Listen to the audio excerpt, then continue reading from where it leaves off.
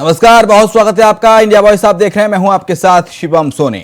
उत्तराखंड के मुख्यमंत्री पुष्कर सिंह धामी ने आज डॉक्टर श्यामा प्रसाद मुखर्जी की पुण्यतिथि के मौके पर मुख्यमंत्री आवास पर श्रद्धा सुमन अर्पित किया और उन्हें याद किया गया।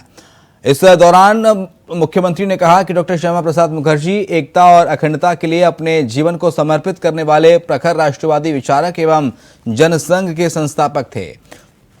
इसके आगे सीएम ने यह भी कहा कि मातृभूमि के प्रति समर्पित उनकी जीवन गाथा सदैव हम सभी को प्रेरित करती रहेगी। श्यामा प्रसाद मुखर्जी को पुण्यतिथि पर श्रद्धांजलि दी मुख्यमंत्री पुष्कर सिंह धामी ने।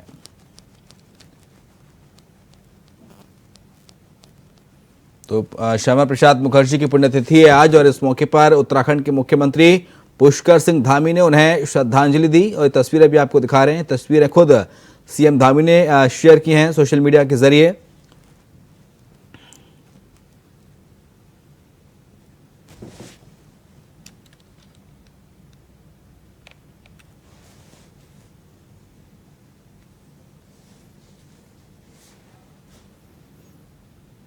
केदारनाथ मंदिर के गर्भगृह में लगे सोने के आरोप पर अब जांच होने जा रही है। पर्यटन मंत्री सतपाल महाराज ने केदारनाथ मंदिर प्रकरण में जांच के आदेश दिए हैं। सतपाल महाराज का कहना है कि जांच के बाद दूध का दूध और पानी का पानी सामने आ जाएगा। दरअसल केदारनाथ धाम के गर्भगृह में लगे सोने का पीतल में बदलने की वीडियो सोशल मीडिया पर जमकर वायरल हो रही है। वीडियो वायरल होने के बाद धाम के तीर्थ पुरोहितों ने दान में अनियमितता का आरोप लगाया था, जिसके बाद से कांग्रेस समेत तमाम विपक्षी पार्टियों ने तीर्थ पुरोहितों के आरोपों को सच बताते हुए राज्य सरकार से एसआईटी की मांग की। लेकिन अब मंत्री सतपाल महाराज ने जांच के आदेश दे दिए हैं।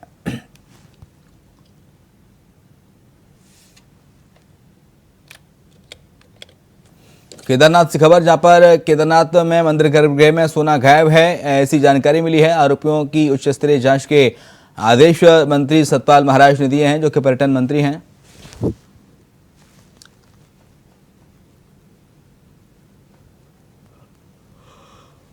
केदारनाथ का जो प्रसंग है उसमें मैंने जांच के आदेश दे दिए हैं और जांच के बाद हमें पता चल जाएगा क्या किया है।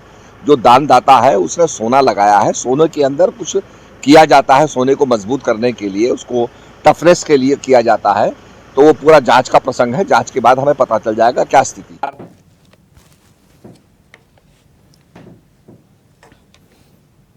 और अब खबर रामनगर से, जहां पर वन कर्मियों को बड़ी कामयाबी हाथ लगी है। अवैध रूप से काट कर ले जाई जा रही लाखों रुपए की यूकेलिप्टस की लकड़ी बरामद की गई है। इसके साथ ही दो तस्करों को गिरफ्तार किया गया। आरोपियों के कब्जे से एक बाइक बरामद की गई है। रेंजर शेखर तिवारी ने जानकारी देते हुए बताया कि इस मामले में लापरवाही बरतने पर गेट पर तैनात श्रमिक बलविंदर सिंह को तत्काल प्रभाव से हटाने की कार्रवाई की गई। साथ ही मामले की जांच शुरू कर दी गई है। जांच में जो भी दोषी पाया जाएगा उसके खिलाफ कार्रवाई की जाएगी।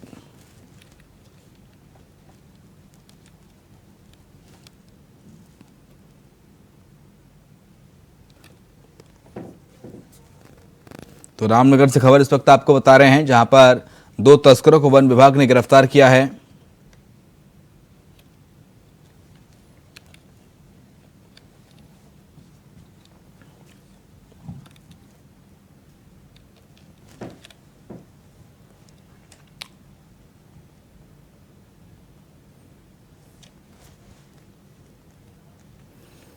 साल 2016 की बहुचर्चित स्टिंग ऑपरेशन के मामले में सीबीआई कोर्ट ने पूर्व मुख्यमंत्री हरीश रावत, पूर्व मंत्री हरक सिंह रावत, मदन सिंह बिष्ट और उमेश कुमार को नोटिस जारी कर आदेश दिए हैं। सीबीआई ने इन चारों नेताओं के वॉइस सैंपल लेने की अनुमति मांगी थी, जिस पर यह आदेश जारी किया गया। विशेष न्यायाधीश सीबीआई धर्मेंद्र सिंह अधिकारी की अदालत ने इस पूरे मामले की सुनवाई की है।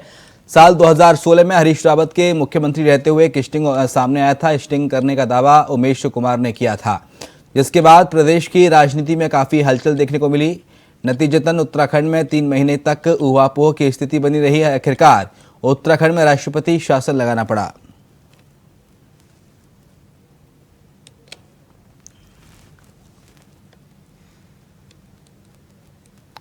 जो कानून संबद्ध कार्रवाई होगी, अगर माननीय न्यायालय में उन्होंने, जैसा कि आप बता रहे हैं कि उन्होंने दस्तक दी है और उन्होंने वहाँ पर एक प्रार्थना पत्र दिया है, माननीय न्यायालय के जैसे आदेश होंगे उसके अनुसार कार्रवाई की जाएगी। भाई जो कानून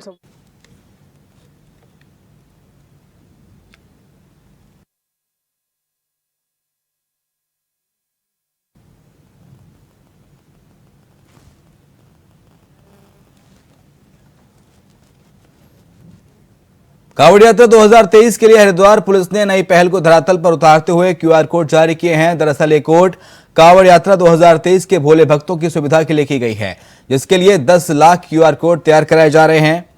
आपको बता दें कि रियल टाइम पार्किंग, डायवर्जन, खोया पाया, social media platform, video, photo gallery और जिला दूरभाष संपर्क सूची शामिल है।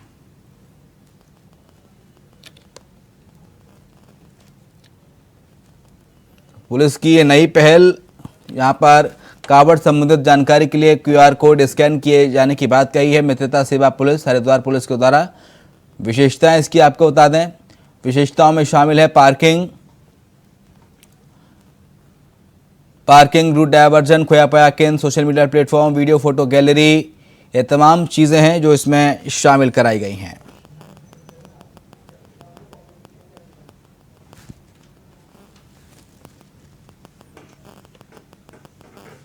इतने संख्या में लोग आ रहे हैं, सबकी चेकिंग तो पॉसिबल नहीं, लेकिन रैंडम चेकिंग होती है। और खासकर जो कांवड़ की गाड़ियां आ रही हैं जो यहाँ पर आके फिर सस्ते हैं कांवड़ बनाते हैं, डाक कांवड़, उनको भी रैंडम चेक करने का प्रावधान रखा गया। एक हेल्प करने के लिए उनको क्यूआर कोड का 10 लाख पैम्पलेट बांटने के लिए हमने विभिन्न प्रदेशों में भी भेजा। साथ ही साथ बॉर्डर भी रखेंगे, जिसको स्कैन करने के बाद तत्काल उनको रियल टाइम पर पार्किंग की स्थिति, कहाँ उनकी पार्किंग है, बड़ी गाड़ियों की पार्किंग कहाँ पर है, छोटी गाड़ियों की पार्किंग कहाँ पर है, मोटरसाइकिल कहाँ पार्क होगी, वो उनको रियल टाइम बेसिस पर मिलेगा। पार्किंग की स्थिति भी मिलेगी। साथ ही साथ गूगल मैप के थ्रू वो स्कैन करने के बाद वहां पहुंच भी सकते हैं। वापसी का रास्ता क्या रहेगा, जिससे कोई कंफ्यूजन ना हो, कोई डाइवर्जन है कहीं पर, तो वो भी उनको समय टू समय उस क्यूआर कोड से अगर स्कैन करने के बाद रियल टाइम बेसिस पर उनको उपलब्ध होगा। सारी इतने संख्या में लोग आ रहे हैं, सबकी चेकिंग तो पॉसिबल नहीं, लेकिन रैंडम चेकिंग होती है। और खासकर जो कांवड़ की गाड़ियां आ रही हैं जो यहाँ पर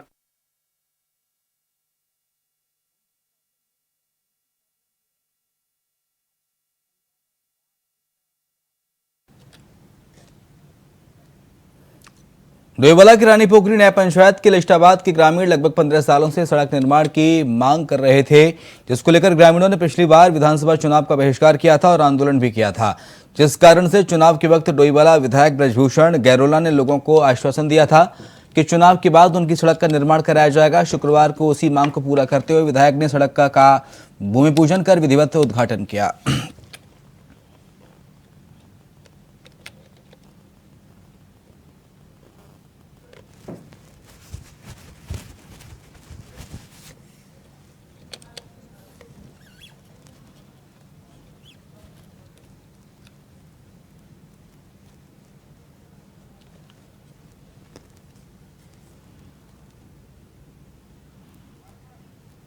से ये सड़क नहीं बन पाई थी। और हम लोग विधानसभा चुनाव में जब हम यहाँ पे आए थे तो उस समय भी यहाँ के गांव के लोगों ने हमसे कहा था कि साहब हमें सड़क बनानी है, सड़क की आवश्यकता है। और क्योंकि पिछले समय भी हमारे क्षेत्र में आदरणीय त्रिवेंद्र सिंह रावत जी ने बहुत सड़कें बनाई हैं, लगभग 192 करोड़ की सड़कें उन्होंने पूरे अपने इस विधानसभा के अंदर बनी थी। तो अब स्वरूप कुछ सड़कें रह गई थी, ये भी प्रस्तावित थी कि इसमें भी बहुत जल्दी हम करेंगे। लेकिन जब मैं विधायक बना तो विधानसभा चुनाव में मैं जनता के बीच में गया था, गांव में हमने बैठकें करी थी, लोगों की मांग थी कि साहब इसको सर्वोच्च प्रायोरिटी पे इसको होना चाहिए। तो हमारे गांव के हमारे जो भी हमारे प्रधान उप प्रधान जी हैं, हमारे जिला पंचायत सदस्य हैं, हमारे हमसे लगातार वो कह रहे थे कि साहब इस सड़क को आप बहुत जल्दी बनाए। तो मेरे सर्वोच्च प्रायोरिटी में जिसे कहते हैं प्राथमिकता में ये सड़क थी। तो इस सड़क का हमने फिर मेरे विभाग के PWD से भी हमारे अधिशासी अभियंता धीरेन्द्र जी और हमारी उनकी सारी टीम इसमें लगे, इसका एस्टीमेट बना, इसका और शासन से हमने इसको स्वीकृति करवाई। और मैं अपनी सरकार का, मुख्यमंत्री जी का भी बहुत आभार प्रकट करता हूँ। लागत है 45 लाख रुपए से बनाई जानी है और इस पर इंटरलॉकिंग टाइल द्वारा सड़क का पुनर्निर्माण किया जाएगा और लगभग 700 मीटर लंबाई में ये बननी है। और इसके लिए हमारे माननीय क्षेत्रीय विधायक जी ने प्रयास किया है और इसका साथ दे उसको अब आज कल से इसका काम स्टार्ट हो जाएगा।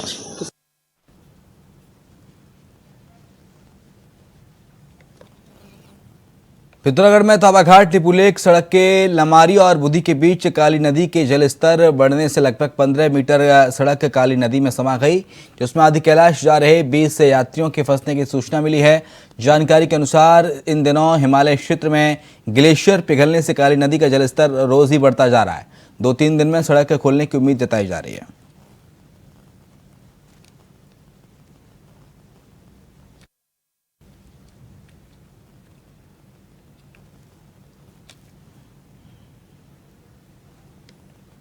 तो पिथौरागढ़ से खबर आपको बता रहे हैं, 20 यात्रियों के फंसे होने की सूचना है।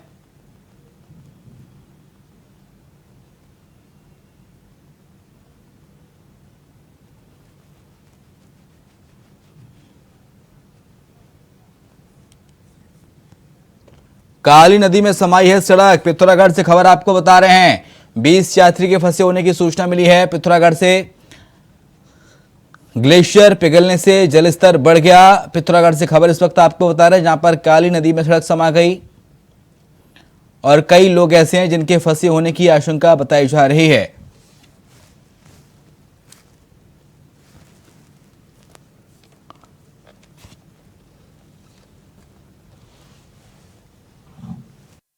नदी में सड़क के फंसे काली नदी में समा गई है सड़क। नदी का जलस्तर बढ़ गया है, जिसमें 20 लोगों के फंसे होने की संभावना जताई जा रही है।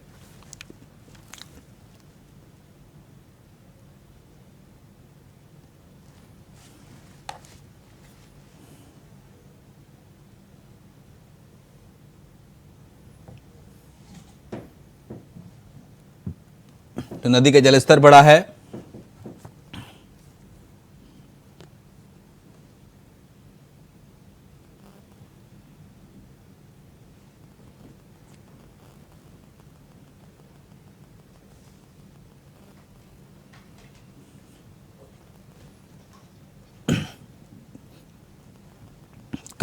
सड़क समा गई, जिसमें 20 लोगों के फंसे होने की सूचना मिली है।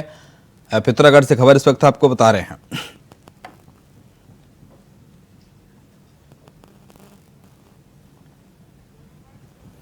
त्रिभुवन जोशी हमारे साथ हमारे सहयोगी इस वक्त जुड़ गए हैं। त्रिभुवन, कब कैसे हुआ हादसा, पूरी खबर क्या है, बताइए विस्तार से।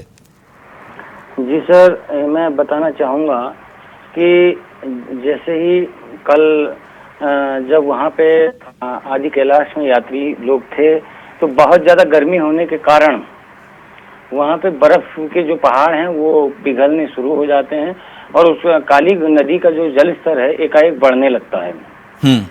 और जल स्तर बढ़ने से लगभग 15 मीटर की जो सड़क है काली नदी के समीप से गुजर रही, वह काली नदी में समा जाती है और 20 यात्री जो फंसे हुए हैं अभी वहाँ पे तवाघाट लिपुलेख सड़क के लामारी से बूदी के बीच में कोथला नाम की जगह पे वो काली नदी के जलस्तर के बढ़ने के कारण वहाँ पर अभी फंसे हुए हैं। तो फिलहाल जो लोग फंसे हैं उनका रेस्क्यू के लिए क्या प्रबंध है, क्या तैयारियां हैं? जैसे मैं बताऊं कि जैसे ही ये खबर आती है कि वहाँ पे जो जलस्तर बढ़ने से सड़क टूट गया है 15 मीटर, तो उसके तुरंत बाद से धारचूला के एसडीएम महोदय ने एसडीआरएफ की टीम को बताया और उन लोगों को निकालने का प्रबंध किया जा रहा है। लोगों को निकालने का प्रबंध किया जा रहा है, लेकिन अब सड़क समा गई है तो लोगों को आने जाने में भी दिक्कत आ रही होगी। तो लोगों की आवागमन के लिए किस तरह के प्रबंध किए गए हैं? गाड़ियां जो है वो कहां से निकलेंगी, किस रास्ते से डाइवर्ट होगा रूट, इसके बारे में कुछ जानकारी त्रिभुवन? नहीं, दरअसल मैं बताना चाहूँगा कि वो क्षेत्र कम्युनिकेशन के माध्यम से बहुत दूर है, तो वहाँ पर कोई ऐसी संचार की व्यवस्था नहीं है। जहाँ तक अभी तक की खबर है कि केवल उन 20 लोगों को निकालने का काम पहले किया जा रहा है। जैसे ही ये लोग निकल जाते हैं, इसके बाद आगे का जो निर्णय होगा वो जिलाधिकारी एवं वहाँ के एसडीएम के द्वारा पुनः लिया जाएगा। ओके, बहुत शुक्रिया आपका त्रिभुवन तमाम सारी जानकारी को साझा करने के लिए। अब फिलहाल वक्त एक ब्रेक का, जल्द लौटेंगे। तो ब्रेक के बाद आपका स्वागत है। रामनगर विकासखंड के अंतर्गत ग्राम साबलदे पश्चिम क्षेत्र में एक महिला का संदिग्ध परिस्थितियों में घर के अंदर शव मिला है। शव मिलने से परिजनों में हड़कंप की स्थिति बन गई है। घटना के संबंध में कोतवाल अरुण कुमार सैनी ने जानकारी देते हुए बताया कि उक्त गांव में रहने वाली महिला का शव उसी के घर में एक कमरे में मिला है, जिसके बाद से घटना की जानकारी मिलते ही पहुंची पुलिस ने शव को कब्जे में लेकर मामले की जांच शुरू कर दी है। मम्मी के साथ मेरा ऐसा हुआ, मैं बाहर सो रखा था बिस्तर पे अपने, वहीं सोता था मम्मी के अपनी। तो बाहर ये गए, जो मम्मी थी जिसके साथ बैठी गई रहती थी, वो बोले मेरे से, मनोज उठ तो तेरी मम्मी क्या हो गया देख। तो गया मैं मम्मी को, तो इतने में ठंडी सुन पड़ गई थी। उसके बाद फिर पता नहीं इन्होंने कह रहे हैं यहाँ रस्सी काटी मैंने गले में से। फिर रात के 12:30 बजे उठाया मेरे उन्होंने। देखिए 112 डायल 11 को हमें सूचना मिली थी कि एक सावलदी में एक महिला का शव घर के अंदर है, तो मौके पर पुलिस द्वारा शव को जाकर अपने कब्जे में लिया गया है और उसको पोस्टमार्टम के लिए भिजवा दिया गया है। प्रथम दृष्टया मामला हैंगिंग का है, बाकी अन्य पहलुओं की पुलिस द्वारा जांच की जा रही है। पर्यटन एवं सिंचाई मंत्री सतपाल महाराज ने कावड़ मेले को लेकर की जा रही तैयारियों की समीक्षा बैठक की है, जिसमें सीसीआर भवन में हुई समीक्षा बैठक में जिलाधिकारी धीरज सिंह गर्ब्याल, एसएसपी हरिद्वार अजय सिंह समेत कई विभागों के अधिकारी मौजूद रहे। सतपाल महाराज ने सभी की बातचीत करते हुए जरूरी दिशा निर्देश भी दिए हैं।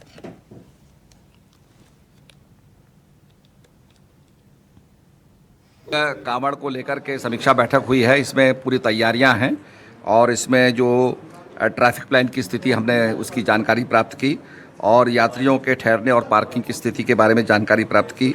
जो क्षतिग्रस्त रोड हैं उनकी मरम्मत हो रही है और डामरीकरण हो रहा है, कार्य तेज़ी से चल रहे हैं। इसके साथ साथ कांवड़ियों की सुरक्षा की दृष्टि से भी हम लोगों ने जायजा लिया है, जगह जगह कैंप बनेंगे और लोगों की जो है व्यवस्था होगी। इसके साथ साथ मैंने आदेश दिए हैं कि हेलीकॉप्टर से जो है कांवड़ियों पर पुष्प वर्षा की जाए। जो कांवड़ी यहाँ आते हैं वो भगवान शंकर के भक्त होते हैं, उनका अभिवादन करना, सत्कार करना हमारा धर्म है।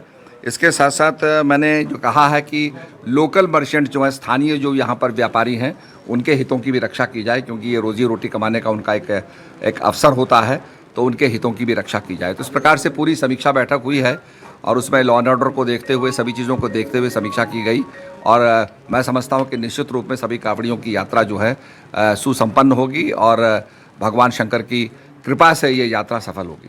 कांवड़ को लेकर विकास चौहान ज्यादा जानकारी के लिए हमारे साथ हमारे सहयोगी इस वक्त फोन लाइन पर जुड़ गए हैं। विकास, कांवड़ यात्रा को लेकर मंत्री सतपाल महाराज ने समीक्षा बैठक की, क्या कुछ जानकारी?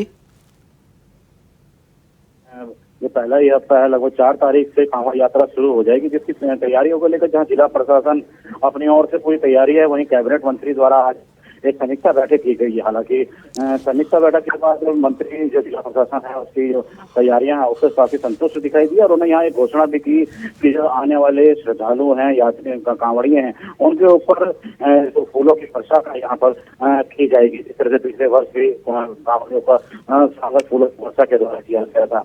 वहीं उन्होंने कहा कि जिस तरह से जो भी कांवड़ पटरी में जो भी समस्याएं हैं, चाहे उसको पानी की लेकर हो, चाहे शौचालय हो, चाहे जिस तरह से जो सड़कों का जहाँ टूट फूट है उसको लेकर जो भी काम होने हैं वो तुरंत यहाँ पर कर लिए जाएं, ताकि आने वाली जो 4 तारीख है उससे पहले ही सभी तैयारियां पूरी कर ली जाए। जी, कांवड़िए किस रूट से हरिद्वार में दाखिल होंगे, उनके लिए क्या व्यवस्थाएं रहेंगी, उनकी सुविधा के लिए क्या व्यवस्थाएं रहेंगी, उसको लेकर कुछ जानकारी? क्योंकि 25 तारीख को रविवार है और 2 दिन बाद ही 25 तारीख है।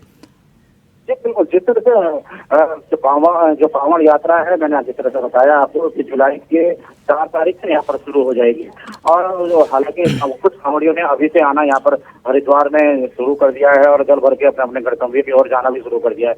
हालांकि जिस तरह से जो पहला फेज जो कांवड़ियों का होता है वो पैदल कांवड़िया होता है, जो कांवड़ पटरी के माध्यम से हरिद्वार और से निकलता हुआ जो निकटवर्ती जो क्षेत्र है, चाहे यूपी का हो, हरियाणा हो या दिल्ली एनसीआर का हो, वहाँ की ओर रवाना या फिर नहर के पटरी के रास्ते से जाते हैं। उसकी जो रूट है, जो झाड़ियाँ सफाई होनी है, जो सड़कों का जो पुनः निर्माण यहाँ पर करना है और पानी व्यवस्था, लाइट की व्यवस्था जो करनी है, उसके लिए यहाँ पर समीक्षा बैठक की गई थी। तो हालांकि पूरी तैयारियां यहाँ पर करने का दावा प्रशासन कर रहा है कि समय पूर्व ये सब तैयारियां कर ली जाएंगी और जिस तरह से जो उसके बाद का जो फेज है, जो कांवड़ का फेज है, उसकी जो रूट प्लान है वो अभी तय होना बाकी है। हालांकि जो प्रशासन है, जो पुलिस प्रशासन है, उसने आसपास के जो जिले हैं जहाँ से एंट्री होनी है कांवड़ियों की, कांवड़ियों की, उनसे सभी से वार्ता कर ली है और इस बार एक बड़ी पहल भी यहाँ पे की जा रही है, जिसके माध्यम से QR कोड हर गाड़ी को दिया जाएगा,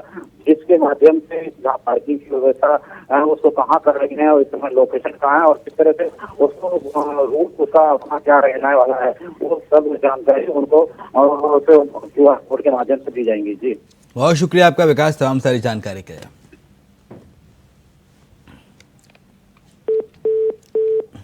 उत्तराखंड को लेकर मौसम विभाग ने राज्य में 28 से 29 तारीख के बीच मानसून की दस्तक होने की जानकारी दी है। मौसम विभाग के डायरेक्टर विक्रम सिंह ने जानकारी साझा करते हुए कहा कि अभी प्रदेश में प्री मानसून चल रहा है। राज्य के कई इलाकों को चिन्हित भी किया गया है जहां पर भारी बारिश के आसार हैं। उन्होंने कहा कि देहरादून में बीते दिनों हुई बारिश के चलते सड़कों पर जलभराव की स्थिति देखने को मिल रही है।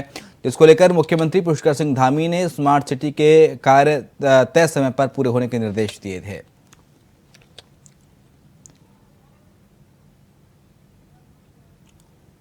उत्तराखंड को लेकर मौसम विभाग ने 28 से 29 तारीख के बीच मानसून की दस्तक होने की जानकारी दी है।